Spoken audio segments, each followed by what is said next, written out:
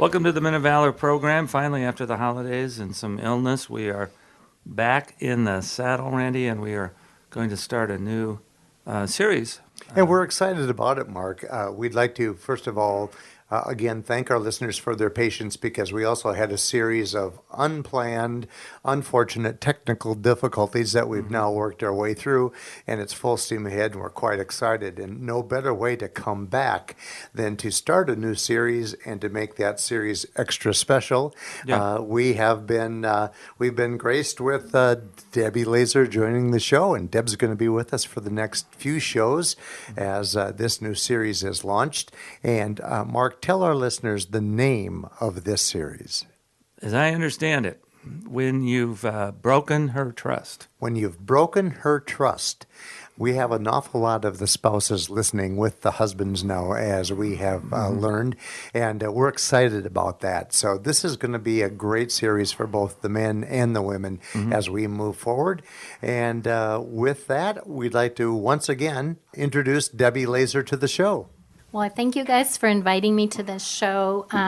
It's been my kind of pleasure, really. I've really enjoyed being invited into the men's workshops over the last number of years to share some of this information with them. And just as I think it's been helpful to the wives when you come into the wives workshop, Mark, to share some things about addiction, my hope has always been to bring hope to them, because what I know is many of them have faced a lot of broken trust in their relationship, and it's led to a lot of distancing and sometimes hopelessness in terms of what the future might look like. So I've always hoped my words would help with some of that. Yeah, and I think we, without violating any confidentiality, we did just have a session in which this was kind of the central issue.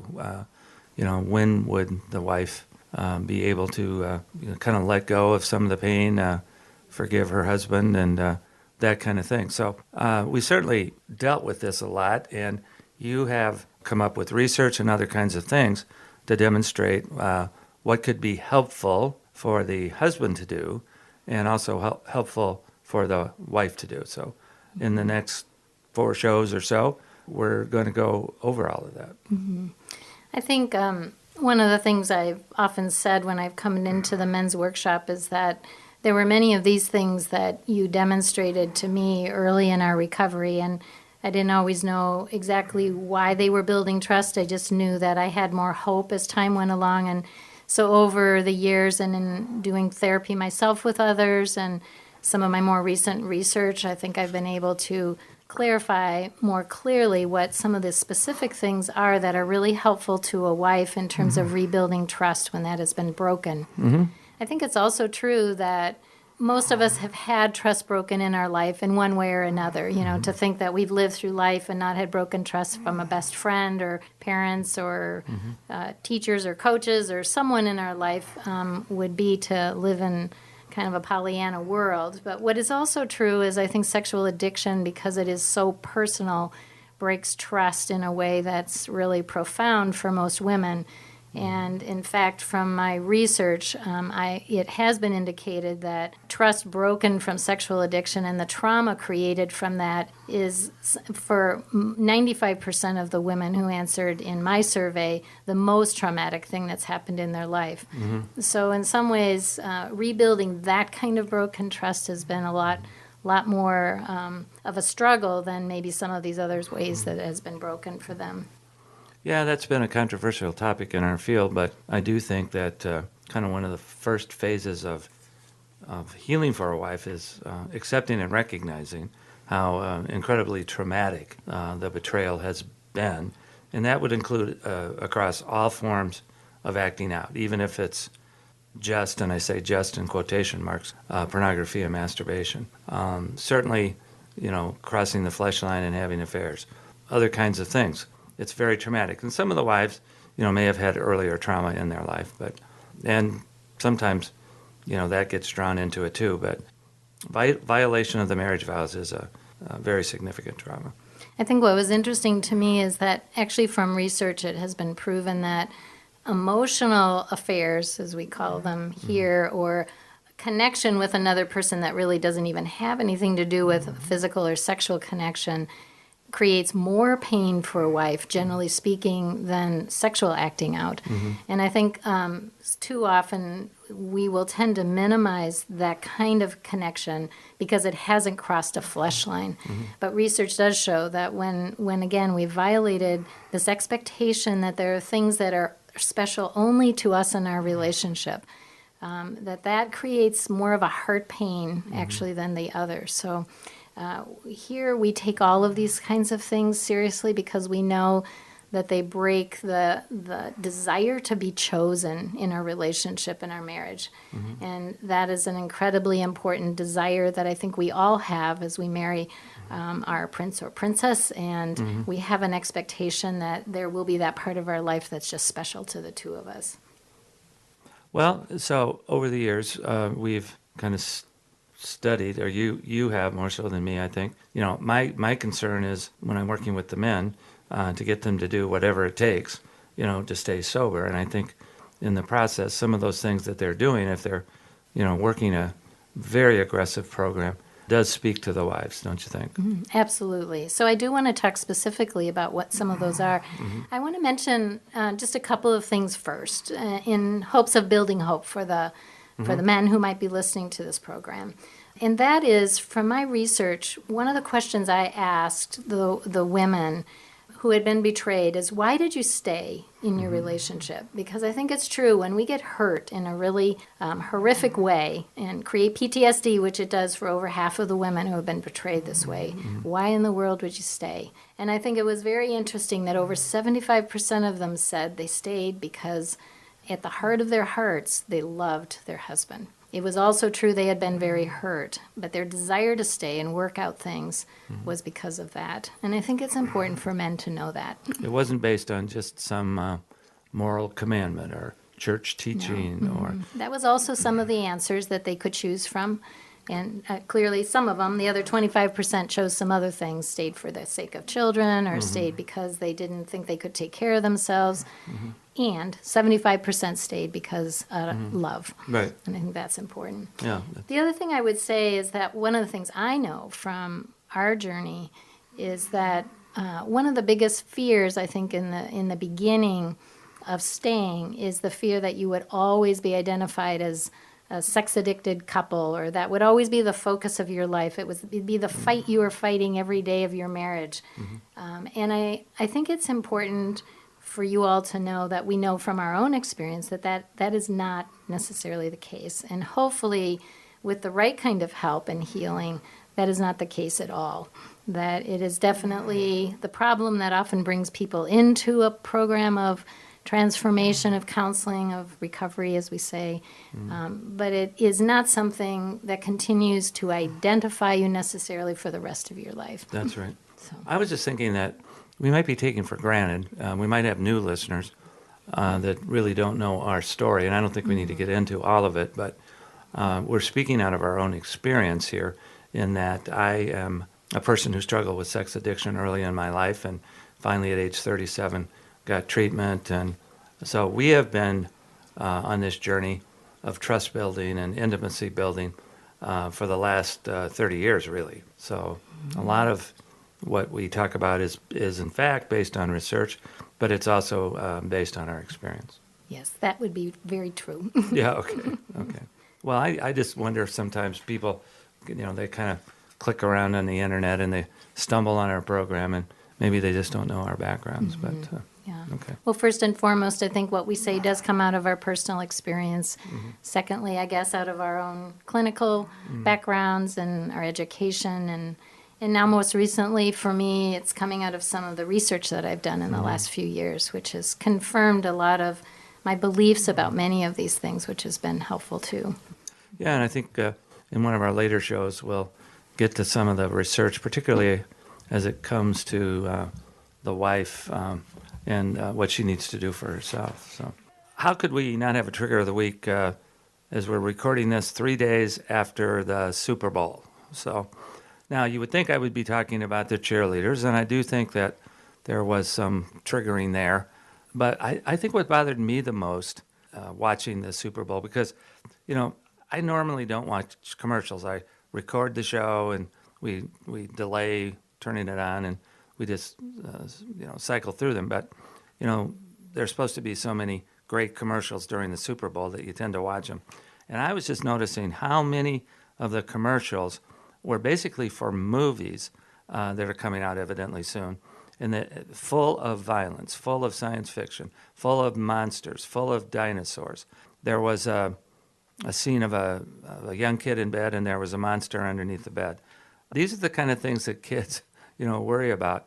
And I find myself asking the question, what are these advertisers thinking? You've got an audience of 110 or more million people. A big percentage of that is kids.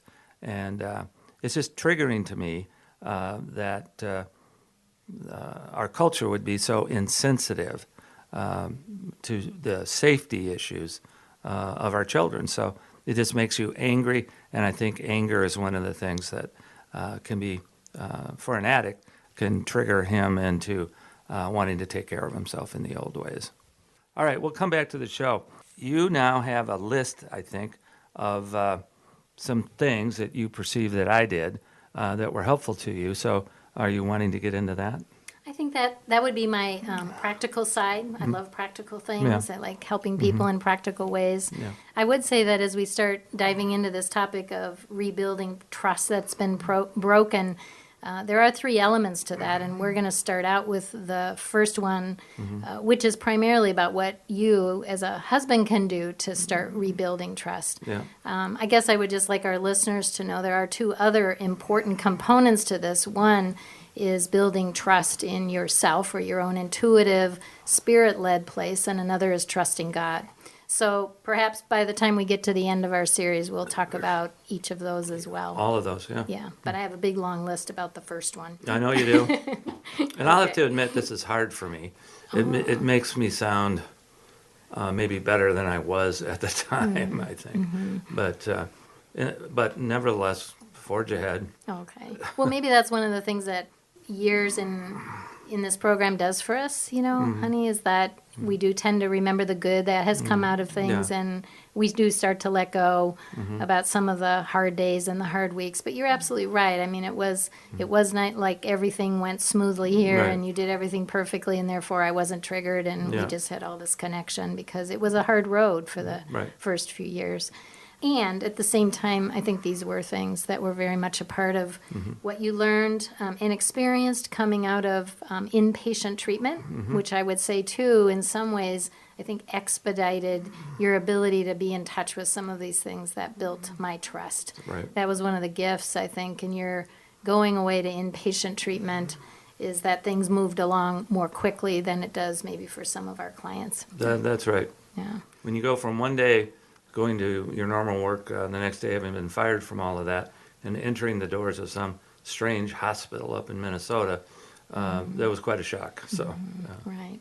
So the very first thing, and this comes out of my research as well, what to women speaks most loudly about what would help in building trust? And the very first thing was that their spouse owned that they had a problem. And this may seem kind of elementary, but I think we see continually that is not often the case when people are coming here. Maybe there's a lot of minimizing, maybe there's a lot of denying, maybe there's blaming other people for reasons for why someone is choosing to act out in the way they are. But when the ownership comes into play, and when someone finally says, I really do have a problem, and this is serious, and I need help for that, that's when I think trust begins to start being built. I can, if you don't mind my sharing that story about treatment, because you did go to treatment after, I think, the 3rd day of discovery yeah. of your story in our life. And I do remember the first phone call or so that we had. You weren't allowed too many minutes on the phone when That's you right. called me. Yeah. But I remember the first day, you weren't so sure that you belonged there. Right. And, you had heard a lot of stories from a lot of other men there that were way worse than some of the things you had done. Yeah. And I think in that first day or so, you were still kind of on the fence. It's true, you'd been fired from your work, and a lot of other people thought this was really serious. But by day 2, when you called, and I don't know what happened between day 1 and day 2, But by day 2, you clearly said to me, you know, I belong here and I have a problem and this is exactly where I need to be. That was the day that started to feel really good to me. Yeah. Like you were really going to make this work for you and to begin to change your life. Well, I can tell you what happened. The very second day I was there, some of the alumni of the program who were farther down the road than any of us that were at the hospital, some of these guys had a year or 2 or 3 or 4 or 5 of sobriety. They came, and there was a 12-step meeting on the campus of the hospital, and one of the guys picked me out to walk me over there. And as we walked together, he shared a little bit of his story with me, which was very similar to mine. And but he had such a peace about him. He wasn't making any excuses. He was totally accepting of his problem. But more than that, he just had a serenity about him. And I said to myself, that's something that I want. And that's when I think I bought in. There must be something here that I can learn. And it sounds like accepting this as a problem is the first step in that. Mm-hmm. Yeah. Well, and again, first step in your healing journey, and also first step, I think, in a spouse being able to begin to believe and trust that this person is on a journey of some kind of change. Right. Mm-hmm. So the second thing that I think came out of my research as being so important in building trust was that a wife would see brokenness and remorse in her husband. Mm-hmm. And I know for some, I get the question, well, what does that look like? And I think for many, they haven't really seen that because brokenness and remorse to me is about seeing someone, well, in my case, what it looked like as I saw you in our discovery moments was someone who was pretty ashen white, slumped over in your chair as we were talking about things, clearly sorrowful for what was coming out and what was being known about you as a person. And I think it led to a belief in me that you didn't want to be in this place any more than I wanted to be in this place. And trusting that there was a change starting to happen in your heart, that you were opening yourself up to God doing something in you to change the person that you were. Is a huge piece of building trust again. Mm-hmm. So it's more than just words, which, sometimes wives hear a lot of words. Well, like I'm going to stop this. I'm not going to do any more of that. Mm-hmm. And that's a worthy thing to say. And it's different, I think, than seeing the heart change that speaks a lot more clearly to women about trusting that there's something more here than just words and commitment to doing something different. Right. I often say to the men, unfortunately, words are rather cheap on the front end of this journey. Yeah. And watching behavioral changes eventually, but seeing this heart change is a really big one. Mm-hmm. I guess one of the things I've come to realize, too, in working with so many couples over the years is that having a lot of consequences helps lead to this broken and remorseful place. Would you agree? Yeah, I would agree. It's I think that what you saw on that initial day was a combination of remorse. That was legitimate. There was also some shame, and there was a whole lot of fear. Just what was the future going to be like? Were you going to leave? So it was a mixture of things, all of which, just kind of brought me to my knees. I'd come to the end of myself. I had no more answers for this, and that was the exact place I needed to be. If I had not had those consequences, I think I could have rationalized my way out of it. And maybe, I wonder, continued to try to fix it for yourself. That's right. Mm-hmm. Which I think you had tried to do for a while before it all came out. And I had been doing some things that would take too long to explain to try to get out of some of the patterns that I was in, and none of that was working. So we do recognize we don't necessarily want to create consequences for someone when they haven't had them. Right. However, I think we've come to be grateful for, I can't believe I'm saying this because at the time when my whole life was turned inside out and upside down, I wasn't grateful for anything. Right. And I came to appreciate that those consequences led to a brokenness in you that led to, your commitment to this change and allowing God to work in your life. And I think eventually the same for me. So we encourage our couples to think about this one, and that when it's not happening or you're not seeing it, sometimes it does take some patience for some of the process to begin to work, because you haven't had the consequences that brings this up rather naturally. Right. And it doesn't mean that it may not happen a little further down the road. I'm just saying the sooner it comes out and the sooner it's authentically being shared, I think it's easier for a wife to begin to believe and trust Right. that things could be different. Yeah, an easier approach would be to try to solve it, to try to fix it. I think what you said, we don't create these, but we allow them to happen. We don't try to just ignore them or find quick solutions. Like it would have been easy at some point to move to Chicago, get a job, and kind of forget the whole thing. But we didn't do that. We decided to stay, where we were living and stay in the journey. So. I guess I'll go out on a little bit of a limb with what I see sometimes for women, which those who are walking a faith journey themselves are sometimes encouraged to forgive very quickly. Right. And when I find that a woman is either, compelled to do that or told to do that, sometimes from her pastor, sometimes her husband is, asking for that in day 2 or something of discovery, what I find is that once a person has spoken a word of forgiveness to another, they also are parking away the emotions that go with the pain that was created from that. Right. And I do believe that as a spouse, as we work at being authentic about the pain that's been created inside of us, that does create one of those natural and logical consequences to our spouses. So it's one of the things that I think quick forgiveness kind of gets in the way of, and with some of those natural consequences, when maybe those have been some of the only ones that a spouse has incurred from their acting out. Right.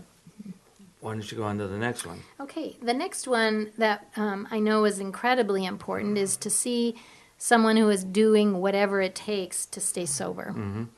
And that was one of the things I was really impressed with, again, when you came home from treatment. And I think you'd had a lot of days of having people talk with you about that and how to go about, putting in accountability in your life and knowing the kind of treatment plan you needed to keep yourself safe in the world.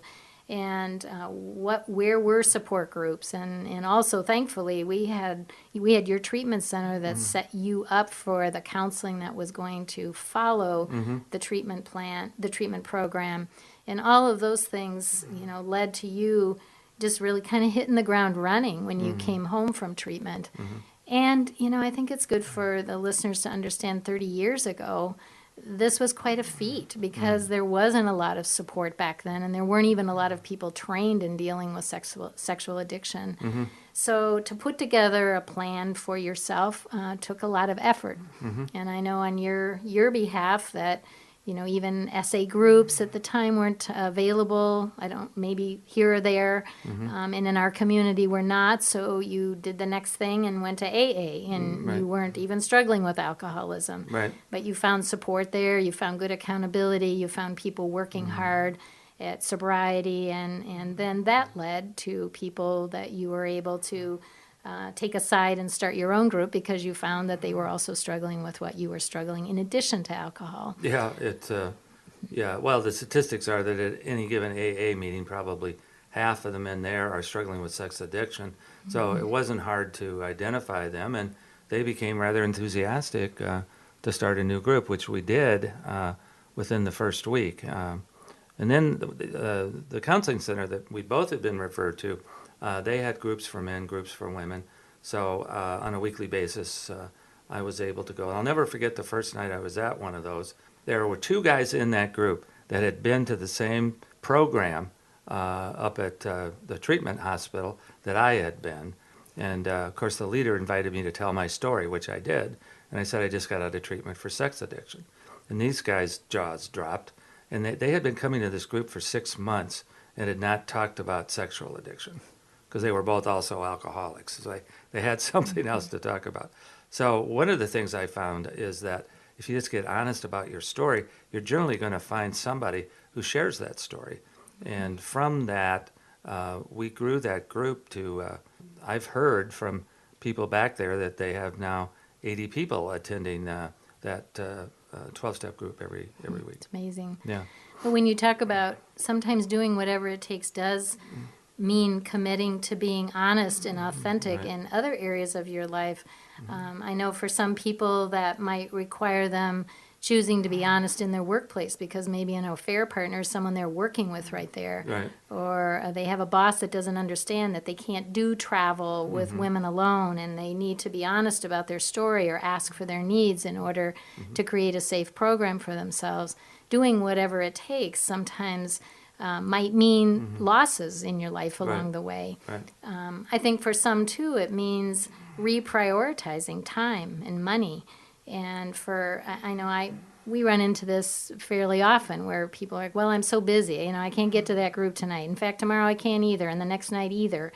And, at some point it's like, well, I'm not going to work at this harder than you're going to work at it. So, what are you willing to sacrifice in order to get on this healing journey? Yeah. And I've heard you say too, for people that put other things in front of their healing journey, they probably won't find the healing That's journey. right. I had always been envious of Alcoholics Anonymous. I just always experienced that these were solid guys. They worked a solid program. They had great fellowship. And it was like I was almost tempted to start drinking, so that I could legitimately go to an AA meeting. But this whole thing took care of it in that all of my early brothers in my recovery program were in fact recovering alcoholics. Well, Mark and Debbie, this is going to be an unbelievable series, I could tell already. We have run out of time for We today's have? show. Yes, we have surpassed it, our usual show length. So I'm going to let Deb wrap it up for today. Okay. And she has this fantastic list that we will continue with on next week's show. Well, stay tuned. Well, the last thing I would like to say is, and I usually say to the men at the workshop is, stay sober. And I know that sounds so easy, but what I find is I don't think you want to be the identified problem in your marriage for the rest of your life. And if you're slipping and sliding around, what I do know is that's what will happen. Right. Your wife will continue to find reasons for this, that, and the other thing that aren't working, and it will usually land back on the fact that it's your problem and you're not sober. Right. So do whatever it takes to be sober. And we don't want you in an identified problem, patient place. And Yeah. so when you do that, I think that also helps you get out of that place. I also know that if you're going to build trust with your wife, there's nothing quite like slipping and sliding around that's going to destroy trust building. Right. I see wives that can sometimes put up with a little bit of slipping once here or twice there, but what I find is it breaks their trust every time, and it actually doesn't just go back to zero, it goes back to some negative kind of place. And it goes eventually back to a place where they totally lose hope and they totally decide they cannot do this anymore. Right. So stay sober, do whatever it takes to get in that place. You have been listening to Dr. Mark Laaser and Debbie Laaser, and this is the Men of Valor program. We hope that today's series is going to be one of inspiration for you, both you and for your wives. And we hope that as we continue with this series, you're going to benefit from this great message. We hope that this coming week is going to be a week for you that will be filled with many blessings and great vision.